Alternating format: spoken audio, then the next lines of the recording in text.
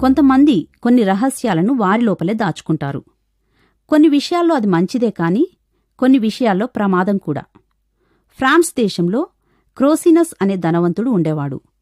అతని వద్ద ఉన్న విస్తారమైన బంగారాన్ని, వజ్రాలను దాచిపెట్టడానికి ఒక నేలమాళిగను నిర్మించాడు. దాన్ని నిర్మించిన 2 పనివాళ్లకు విషపూరిత ద్రాక్షారసం ఇచ్చి చంపేశాడు. ఇక తన సంపదల రహస్యం అతనికి మాత్రమే తెలుసు.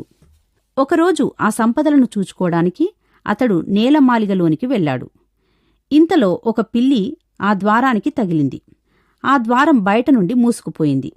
క్రోసినస్ ఎంత అరిచినా ఎవరికి వినిపించలేదు.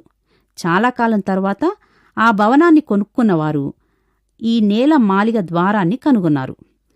అందులో క్రోసినస్ అస్థిపంజరం దొరికింది. ఆంగ్లంలో ఒక సామెత ఉన్నది: ధనం మంచి దాసుడు, కాని చాలా చెడ్డ యజమాని. ధనవంతులవ్వాలని అపేక్షించేవారు శోధనలోనూ ఉరిలోనూ పడతారని బైబిల్ చెబుతున్నది.